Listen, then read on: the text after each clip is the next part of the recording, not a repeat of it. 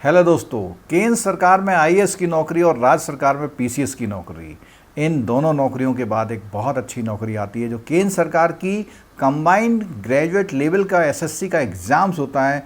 बहुत ही बेहतरीन नौकरी के अवसर आपको 18,000 वैकेंसीज़ के साथ ग्रेजुएशन पे 18 साल से लेके 32 साल तक के लिए ऑप्शन आ गया है। इसके फॉर्म्स आ गए हैं। इस वीडियो में इसके बारे में पूरी डिटेल बताई गई है। अगर आप इस चैनल पे नए हैं तो सबसे पहले चैनल को सब्सक्राइब कर लीजिए क्योंकि इस तरह के नोटिफिकेशंस आपको मिलते रहें। और अगर आप सिंसियरली तैयारी करना चाहते हैं तो 5,999 में सीजीएल के प्री की तैयारी आपको कराई जा रही है, जिसमें मैथमेटिक्स, रीजनिंग और इंग्लिश की क्लासेस कवर कराई जाएंगी। केंद्र सरकार के जितने भी सरकारी कार्यालय हैं वहाँ पर ग्रुप बी और ग्रुप सी की जो पोस्टें होती हैं वो एसएससी सीजीएल के एग्ज़ाम के तहत भरी जाती हैं। फॉर्म भरने के बाद जब आप तैयारी करते हैं तो देहरादून में बल्लूपुर चौक में हमारे वहाँ ये तैयारी कराई जा रही है।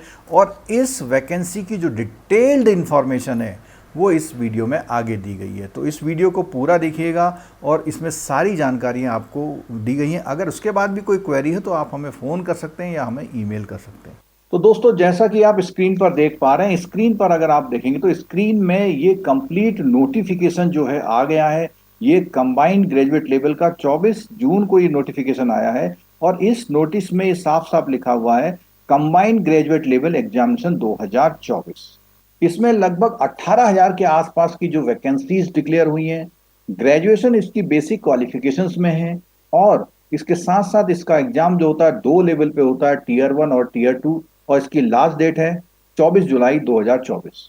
तो आइए दोस्तों, इस एग्जाम के बारे में पूरी डिटेल जानकारी लेते हैं और इससे आपको ये आइडिया लग जाएगा कि कैसे आप इसकी तैयारी करें और कितना समय आपके पास है, कौन कौन से सब्जेक्ट है। एजुकेशनल क्वालिफिकेशन के अलावा जो एज है वो क्या क्या इसमें रखी गई है। इसमें जो एज रखी गई है 18 से लेके 32 साल तक है, उसके साथ कुछ छूट भी उसमें मिली। तो दोस्तों, नोटिफिकेशन आया है 24 जून को और 24 जून से लेकर के 24 जुलाई यानी एक महीने तक आप इस फॉर्म को भर सकते हैं। और इसमें जो पेमेंट करने का है आपको लगभग एक दिन और दिया गया है, यानी 25 तक आप इसका पेमेंट जरूर कर दें। उसके बाद 10 और 11 अगस्त में इसमें करेक्शन का मौका दिया जाएगा आपको। टीयर 1 का एग्जाम, जिसको हम टीयर 1 एग्जाम बोलते हैं, कंप्यूटर बेस्ड एग्जाम होगा, यानी ऑनलाइन एग्जाम होगा कंप्यूटर में, जो कि होगा सितंबर और अक्टूबर 2024 के बीच में। जो लोग टीयर 1 में क्वालिफाई करेंगे उनका मेंस का एग्जाम होगा दोस्तों दिसंबर 2024। तो ये देख लीजिए, सितंबर अक्टूबर में प्री का एग्जाम है, टीयर 1 बोलते हैं आप इसको, और दिसंबर 2024 में इसका टीयर 2 का एग्जाम होगा। इसके अंतर्गत आने वाली अगर डिफरेंट पोस्ट की बात करें तो पोस्टों में दोस्तों जैसे असिस्टेंट सेक्शन ऑफिसर, अब यहाँ पर डिपार्टमेंट के नेम दिए गए, किस किस डिपार्टमेंट में, किस किस ऑर्गेनाइजेशन में आपको किस किस तरह की पोस्टें यहाँ मिलने वाली है। और इसका कैटेगराइजेशन ग्रुप बी और ग्रुप सी करके किया गया है, जिसमें एज जो है अलग अलग, हर पोस्ट के लिए अलग अलग है। कहीं पर आप देख पा रहे हैं 18 से 30 साल है, कहीं पर आप देख पा रहे हैं 20 से 30 साल है। ये वो गवर्नमेंट डिपार्टमेंट है जैसे मिनिस्ट्री ऑफ इलेक्ट्रॉनिक और इंफॉर्मेशन टेक्नोलॉजी का डिपार्टमेंट है, आपका कोई और मिनिस्ट्री है, सीबीडीटी यानी कि टैक्स वाली है, एक्साइज जीएसटी वाली है, एनफोर्समेंट डायरेक्टरेट और सीबीआई जैसा आपकी आप नाम अक्सर सुनते रहते हैं। उसके बाद मिनिस्ट्री ऑफ कम्युनिकेशन पोस्ट में है और सेंट्रल ब्यूरो ऑफ नारकोटिक्स में। इन सब डिपार्टमेंट्स में जो इस पदों पे जो है वैकेंसीज हैं और ग्रुप बी की पोस्ट है, ये आपकी एज है। और इसमें जो सैलरी रहने वाली है आपकी दोस्तों, सैलरी है 44,900 से लेके 1,42,400 का ये पे रेंज है। अगर आप इनिशियली ज्वाइन करते हैं तो मेरे हिसाब से जो है कम से कम आपकी जो सैलरी है वो 80,000 के आसपास स्टार्ट होगी। और ये डिपेंड करेगा कि आपकी सैलरी किस स्टेट में, किस डिस्ट्रिक्ट में, किस प्लेस पर आपकी पोस्टिंग है, उससे भी आपको एचआरए की वजह से आपको सैलरी में डिफरेंस मिल सकता है। दोस्तों, ये आपको ये मौका खोना नहीं। अगर हम बात करें ग्रुप बी में, कुछ पोस्ट ऐसी भी हैं जिसमें पे लेवल जो है 6 है और ये भी यहाँ पे डिपार्टमेंट के नेम दिए हुए हैं। और ये जितने भी डिपार्टमेंट के नेम दिए, जब आप एग्जाम देते हैं तो वहां पर आपकी मेरिट बनती है। अब जैसे हम देख पा रहे हैं कि यहाँ पे जूनियर स्टैटिस्टिकल ऑफिसर है, उसके लिए एज इन्होंने 18 से 32 भी रखी है। इसी में कुछ ग्रुप सी लेवल की पोस्टें भी हैं जिसमें पे स्केल आपका 29,200 से लेके 92,300 तक है।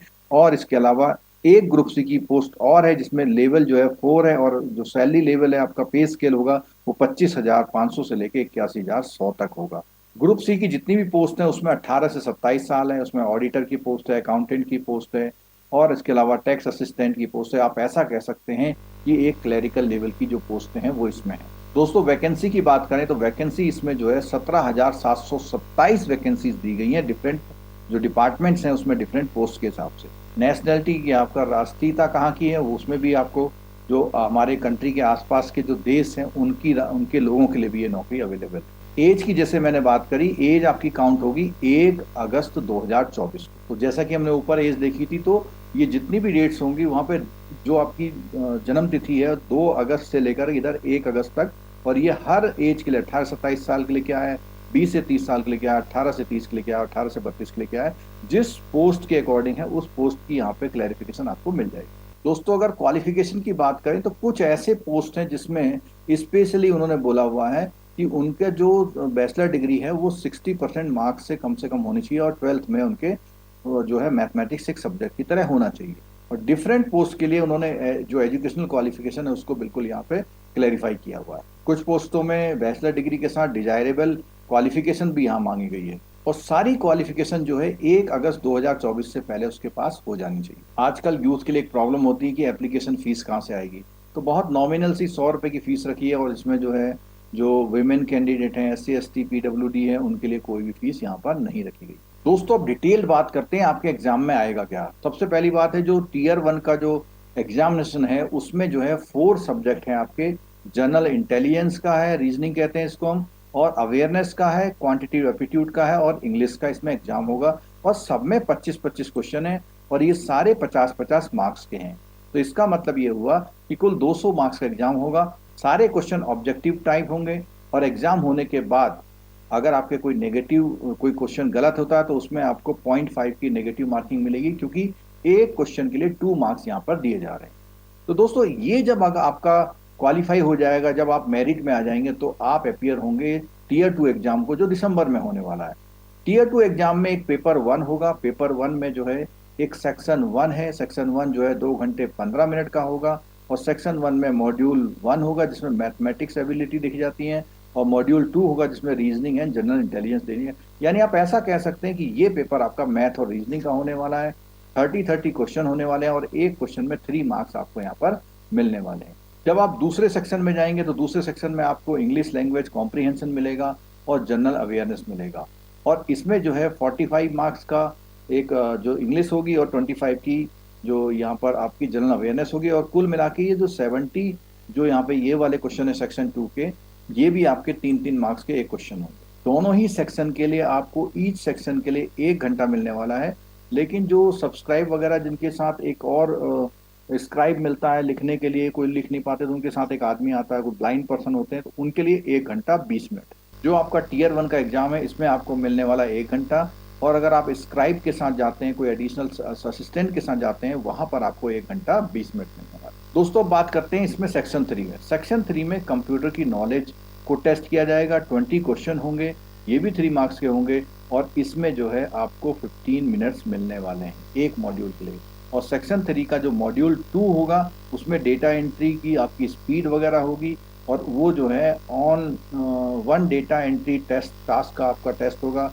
इसके लिए भी आपको जो है 15 मिनट मिलने वाले हैं। स्क्राइब वाली कंडीशन में आपको यहाँ पर 20 मिनट मिलने वाले हैं। अब दोस्तों बात करते हैं पेपर 2 की, जो स्टैटिस्टिक्स का है। और स्टैटिस्टिक्स में अगर बात कर रहे हैं तो हमारे 100 क्वेश्चन हैं, 2 नंबर के हैं, और इसके लिए 2 घंटा मिलेगा, और जो स्क्राइब वाली कंडीशन है उसमें मिलेगा 2 घंटा 40 मिनट। अगर हम बात करते हैं, जैसे हमने बात करी मॉड्यूल 1 में, मॉड्यूल 2 में, तो ये हमारा जो है रीजनिंग, जनरल इंटेलिजेंस और मैथमेटिक्स का यहाँ पर आ रहा है सेक्शन 1 में। सेक्शन 2 में आपका इंग्लिश है और जनरल अवेयरनेस, और सेक्शन 3 में आपका कंप्यूटर और डेटा एंट्री की जो स्पीड टेस्ट है। तो 3 सेक्शन इसमें मिला करके बनाए गए। तो जो आपका पेपर Tier 2 में जो होगा वो पेपर 1 इस तरह से होगा।